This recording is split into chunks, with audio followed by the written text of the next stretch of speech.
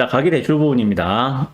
가계대출 6개월째 증가, 주담대 금리는 또 올라 라는 기사가 있습니다. 뭐 아시죠? 요거 요즘에 대출금리 올라가고 있는 거 잘 알고 계실 겁니다.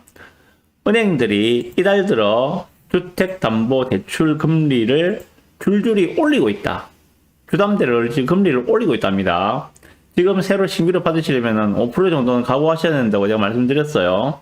지난달 국내 가계대출 잔액이 최근 6개월 새 가장 가파르게 증가하며 가계부채 문제가 심각해지자 금융당국이 뒤늦게 은행들의 대출 축소를 압박한 결과로 풀이된다. 가계대출 증가폭이 너무 심하게 오르니까 당국에서는 이거 좀 위험하다라고 생각해서 은행들에게 대출 좀 차지하세요 라고 사인을 주니까 은행에서는 간단한 방법이 그런 거죠. 금리를 올리면 대출을 많이 못하니까 금리를 올려버렸죠. 그래서 나타나는 현상들입니다. 우리은행은 금리를 0.2에서 0.3% 인상했다라고 하고 있습니다. 뭐 전반적으로 지금 5% 정도는 보셔야 될 것 같아요.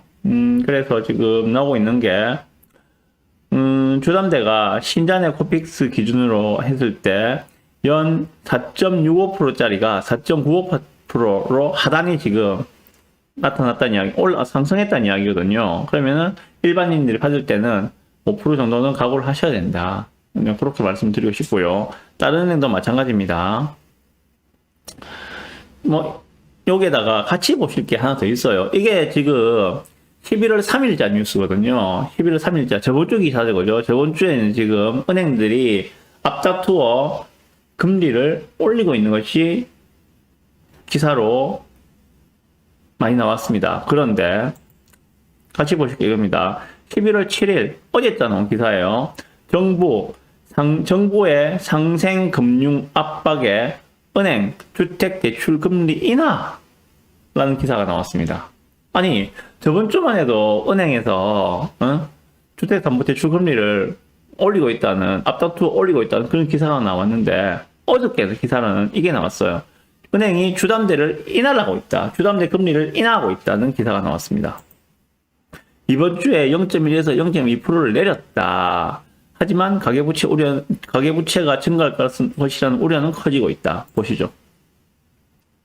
5대 시중은행과 인터넷 전문은행이 이번 주 들어 주택담보대출 금리를 모두 다 일제히 0.1에서 0.2%포인트 내린 것으로 나타났다라고 합니다. 왜 그래 됐는가? 금융당국의 가계대출 축소 요구에 주담대 금리를 인상하던 것과는 상반되는 움직임이다. 바로 저번 주에 앞에 기사에 보셨듯이, 그죠? 가계대출 축소하니까 주담대 금리를 올리는 것으로 은행이 반응을 했었는데, 그거는 완전 상반된 현상이 나타나고 있죠. 이번 주 들어서. 왜 그래 됐는가? 결국은 윤석열 대통령이 은행권을 겨냥해 종노릇, 갑질 등 날선 비판을 이어가자 은행들이 금리 인하에 나선 결과로 풀이된다. 상생 금융 압박에 따른 금리 인하가 가계부채 확대로 이어질 수 있다는 우려가 나온다라고 했습니다. 대통령이 소상공인과의 담화 이런 게 있었죠, 그죠? 거기서 이야기했었죠. 소상공인들이 지금 가장 힘든 게 이자가 올라서 금리가 올라서 이자 부담이 너무 크다. 이거는 돈 벌어서 은행에 사실상 거의 종로로 비싼 거 아니냐. 돈 벌어서 은행에 다 갖다가 이자로 갖다 바치니까 사실 은행에 종노릇 하는 게 아니냐. 이렇게 하니까는 윤석열 대통령께서 화가 단단히 났습니다. 그러다 보니까 은행에다가 이거 뭔가 대책을 마련해라 라고 금융감독원장이나 그쪽에다가 지시를 했겠죠. 그러다 보니까 은행들이 이번 주 들어서 저번 주까지 상승 기조를 유지하던 주담대 금리를 이번 주 들어서 내렸다는 이야기입니다. 자, 보시면 7일 어제죠, 그죠? 금융권에 따르면 국민은행은 지난 6일부터 주담대 금리를 연 4.21에서 5.61로 책정했다.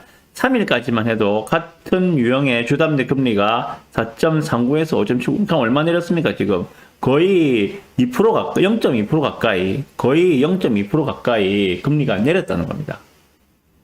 뭐 소위 뭐 관치 금융이라고 하나요? 예. 정책에 따라서, 정권의 입김에 따라서 금리가 좌우되는 이러한 현상들. 네, 그렇습니다. 은행이 앞다퉈서 주담대 금리를 내린 것은 정부의 상생 금융이 영향을 미친 결과로 금융권은 보고 있다. 지난주까지 주담대 금리를 0.2에서 0.3% 인상하던 은행들이 지난 주말 상생금융대책회의를 한 이후 금리 기조를 바꿨다. 무섭죠? 예. 대통령이 한마디 하니까 은행들은 그냥 막 알아서 그냥 예. 이렇게 하다 보니까 대출금리 하락이 나타나 보니까 최근의 증가 추세인 가계부채 문제 악화로 이어질 가능성도 크다는 지적도 나온다고 합니다. 네. 요게 지금 팩트입니다. 두 가지 기사를 말씀드렸어요. 저번 주까지는 주담대 금리 인상, 이번 주 들어서 갑자기 주담대 금리 인하, 그 원인은 대통령의 한마디. 여기에 대해서 제가 드리고 싶은 말씀을 드려보겠습니다. 자, 일단 오르던 대출 금리에는 제동이 걸린 상황입니다. 그죠? 저번 주까지, 이번 주, 만약에 대통령이 그렇게 말을 하지 않았다면은 이번 주에도 계속 주담대 금리가 상승하는 그런 분위기였을 거예요. 일단 제동이 걸렸습니다. 저번 주까지 주담대 금리가 올라가던 이유는 그런 거였죠. 주담대가 늘어나면 거래가 늘어나고, 그리고 거래가 늘면은 집값이 오를 수밖에 없죠.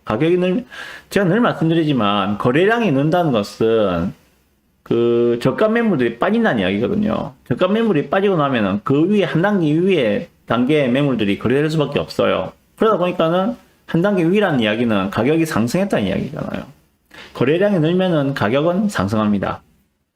그러다 보니까 이런 상황들이 부담스러워서 시중은행에 대출을 조이라고 이야기를 했는데, 대출 금리가 오르다 보니까는 안 그래도 경기가 힘든데, 뭐 소상공인들이 지금 경기도 안 좋고 많이 힘든데 은행 이자 갚다 보니까는 등골이 휜다. 이러다 보니까는 대통령이 한마디 하셨죠. 그러다 보니까는 은행을 다시 압박하는 그런 상황이라고 보시면 됩니다.